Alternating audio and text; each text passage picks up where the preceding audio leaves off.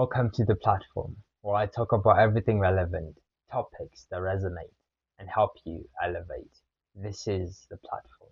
If you're a new viewer or an occasional viewer, please do subscribe. Your support goes a long way. Thank you. So today's episode is Friends Like This. Greater love has no man than this. In everything that we go through in life, we all need someone.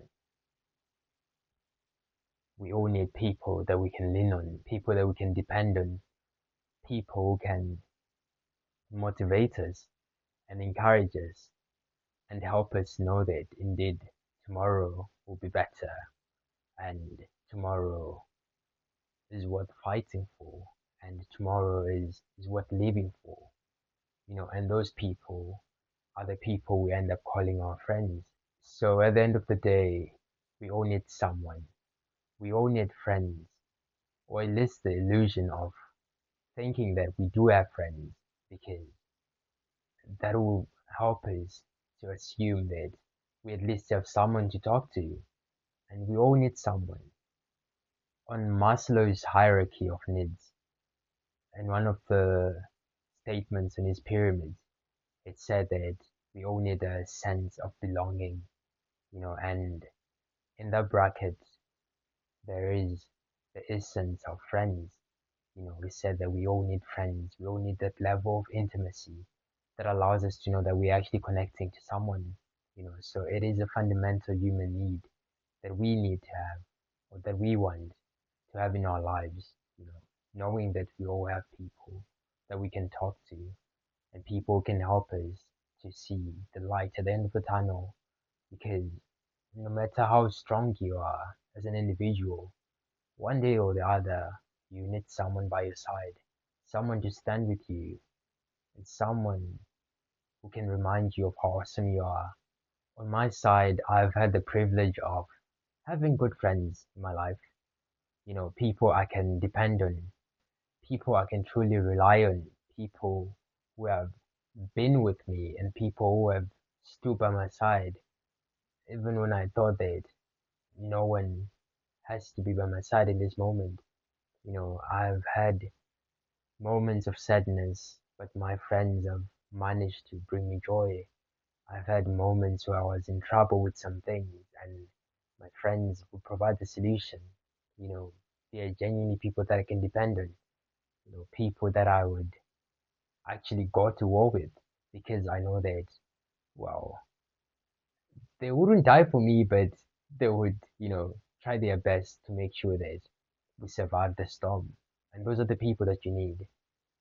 So, since we established the basis of knowing that we all need someone and we all need people in our lives, so the question is, how are friendships formed? What are the foundational pillars that establish friendships?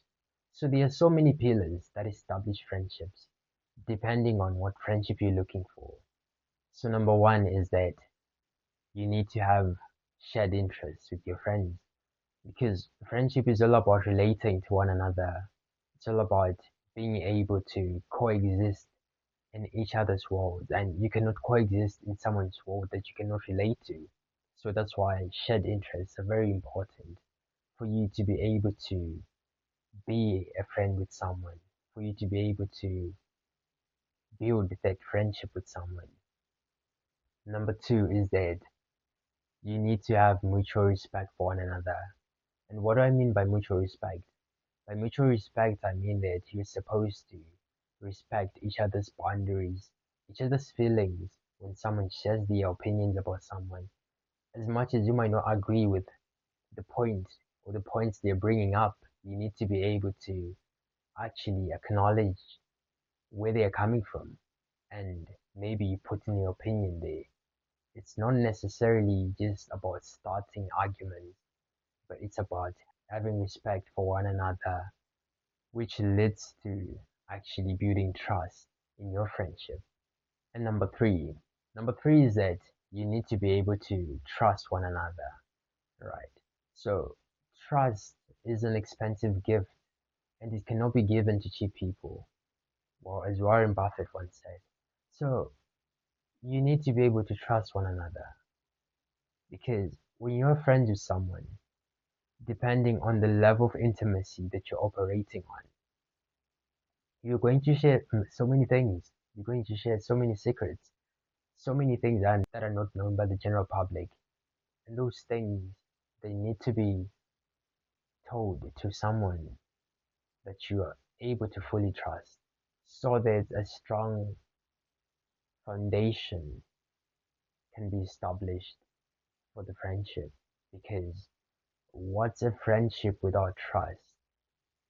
Number four is that you need to be an effective communicator. You need to be able to state what's on your mind and to tell the truth in terms of your opinions or how you're viewing things because you don't want to be a friend to someone who you're not able to tell the truth. That is no longer a friendship. That is you suffocating yourself in bondage because you cannot share your true opinions about yourself. You cannot be yourself. You need to be able to be yourself when you are friends with someone that you value, when you're friends with someone that you do trust.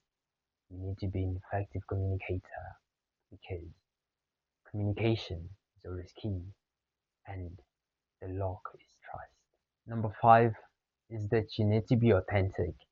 You need to be as authentic as you can be to someone, to people in general.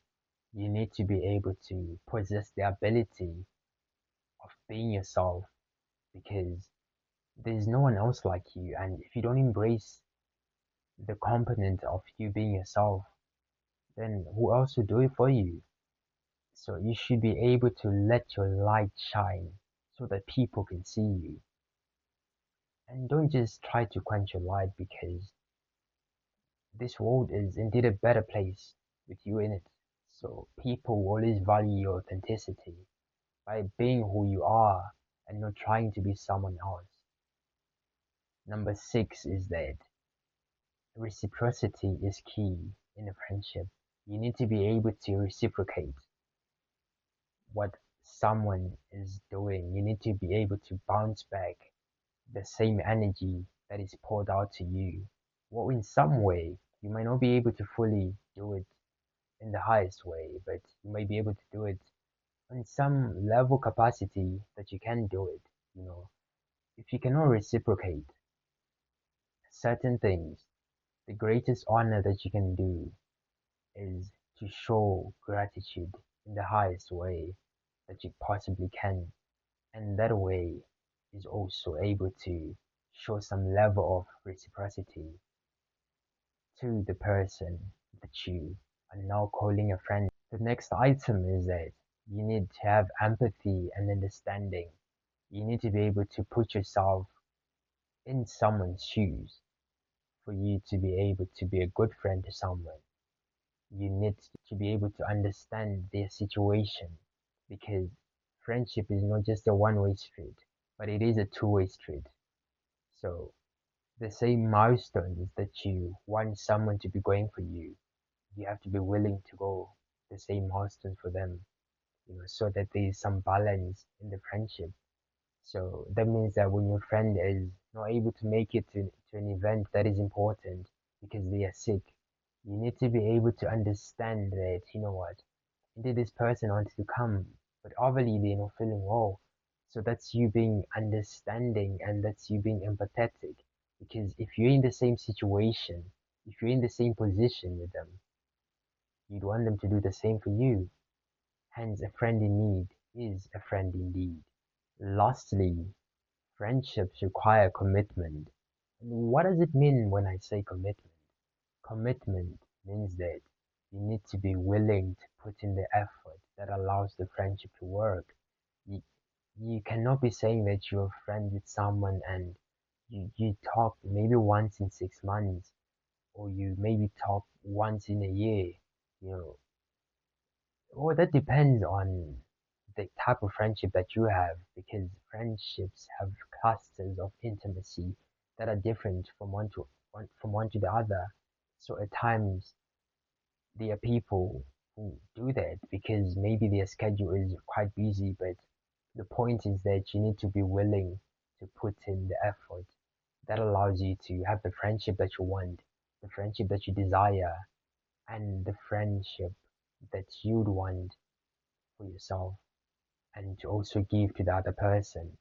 And it's not just about making friends or having friends, but it's about having quality people around you, people that you know that you can depend on, and they can also depend on you because you also have to be a person that someone can depend on because you also want the same thing from other people. Whatever you require from other people, you should be willing to meet the need as well when they want it from you, and nothing compares to having quality people around you, especially if those quality people are indeed your friends that you can reach out to in the time of need and in the moment of utter desperation.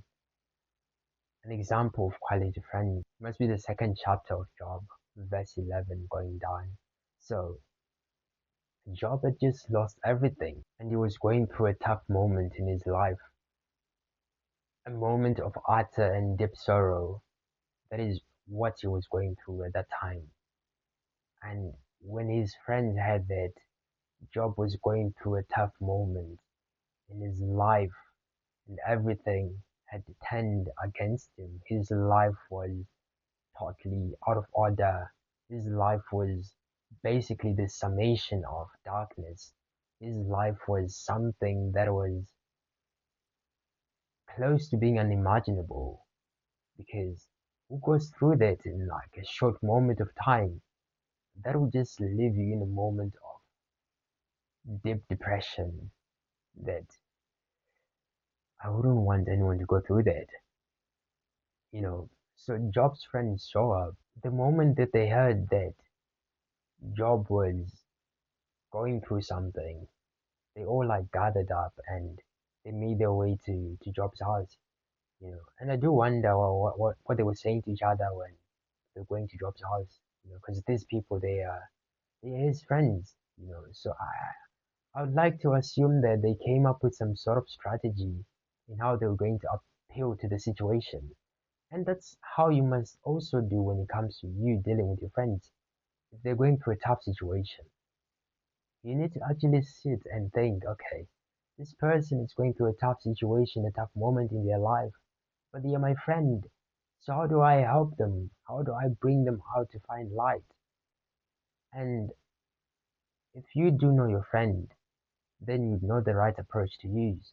Job's friends, they understood that Job needed sympathy, so they show up and literally they tear their clothes and put dust on their heads, and they're doing all this just to show sympathy and some level of empathy to Job because they could relate with what Job was going through. Well, in some way, they could see his pain because when they actually saw Job from a distance, they could barely recognize him. That's how bad things were in that moment.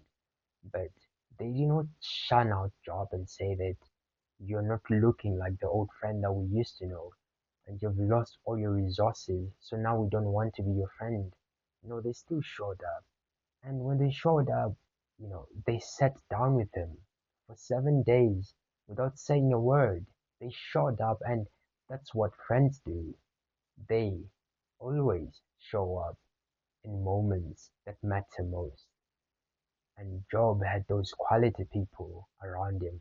And those are the quality people that you also need in your life so that when you go through the storm, you can indeed go out of the storm because your friends are able to at least direct you or show you light or show you the light at the end of the tunnel. And that's what Job's friends did for him. I do understand that, well, the friends were wrong about some things, well, based on what God said in Job 42. We understand that the friends were quite wrong about certain things, well, many things actually, but in the second chapter when they showed up, or at least they got something right. And that shows you something about people. People will never be perfect, but we can strive and try to aim at the highest good. We can always try and strive to aim at being someone who is better for other people, and that is what makes a perfect friend, if that ever exists. And I mean, if someone is willing to show up for you for 7 days, just sitting with you without saying a word, well, that person surely must love you enough to stay, because who has the time for that? Because people are genuinely busy with their lives. I'm sure Job's friends were probably working somewhere, or they were doing their jobs or running their own companies at that time. I don't know. Who knows? No one knows. But I'm sure they had other things to do. But they chose to sacrifice those things that they usually prioritize because their friend was in distress. And that was a higher priority. So friends must prioritize one another always and all the time. And you can only do that when you indeed actually love your friend. So, what does that mean when it comes to love in friendship? Well, one of the greatest foundations in friendship is also love. There's a verse in John 15, verse 13. It says that greater love has no man than this, than to lay down your life for your friends. So, this was Jesus speaking, right? So, what did he mean when he said that greater love has no man than this? So, it makes you wonder what love really is. So, what is love? Love is the concept of ultimate sacrifice, or in other words, love is the degree of sacrifice that you're willing to go for someone. And in this instance, for Jesus, his definition of love is that because I love you as my friends, I will lay down my life for you so that you may live. I would like to believe that his emphasis was not him saying that you now have to die for one another. I do believe that his emphasis was on the fact and on the point that if you do love one another, you must love each other to the point of ultimate sacrifice. And in this instance, there is no ultimate sacrifice than death, because death is the final state of mankind after being born. So the concept of ultimate sacrifice, it means that you don't see yourself as the most important, but you see yourself in a way that allows you to aim at the greatest good. And that is what you are supposed to be submitting to. Because the person who submits to the highest good and to the greater good submits to God. In John 15, verse 15, Jesus says that no longer will I call you servants, because servants don't know what their master is up to. But now I am going to call you my friends, because I've revealed everything that the Father has revealed to me as well. So this also tells you something about friendship in terms of just being open with one another and possessing the ability to be vulnerable to some degree with one another so that it can deepen the level of intimacy that you have for one another. So vulnerability and openness is a key concept in friendship because friends do share certain things depending on the level of intimacy that you have with that friend that you have, because some friends are, well, general friends, and then they are best friends. So that category already shows you that there are different levels of access. If someone is a general friend, that means that, well, they probably don't have the access that the best friend has. So you need to be able to cluster your friends. You need to be able to group them in terms of knowing which ones are your friends and which ones are your best friends and which ones are acquaintances, so that you're able to grade the degree of access that you give to people. Because at times, if you're not careful, well, you might tell the wrong people certain information that can be used against you. You don't want to be in that position. No one wants to be in that position, especially you, or and me as well, indefinitely. And then Jesus later on tells them to love one another as he had loved them. And how he did love them? He had loved them to the point of death, to the point of revealing secrets to them, revealing certain information to them that meant that they were now his friends. So when Jesus says that they ought to love one another, what does it mean? He simply is saying that love one another to the ultimate degree of sacrifice that you can go for a person. So how do you know it's love? You know it's love when you're able to go the ultimate mile of the degree of sacrifice that you possibly can for another person so that they're able to have a better life and have a better day and have a better memory. So ultimately, now that you know the foundations of friendship, knowing the foundations of friendship allows you to know how to be a good friend. And what is a good friend? A good friend is the one who shows up, the one who's open, the one who's able to empathize, the one who's able to share what's on their mind, the one who's able to communicate effectively, the one who's able to be trusted and to trust as well. There's so many things and qualities that that make someone a good friend, and you can be a good friend on many ways, on many foundations, in many regards.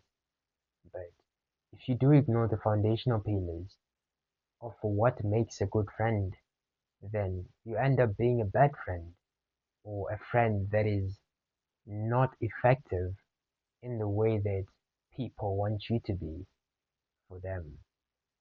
So now that you know the foundation of friendship, the question is, since now you're already a friend of someone, how then do you become a better friend for them? Well, I'll end this with the words of Maya Angelou. She said, do the best you can until you know better. And when you know better, do better. And that's how you become a better friend, by continuously improving yourself as a person and improving yourself as a better friend. This is episode 5. Friends like these, greater love has no man than this.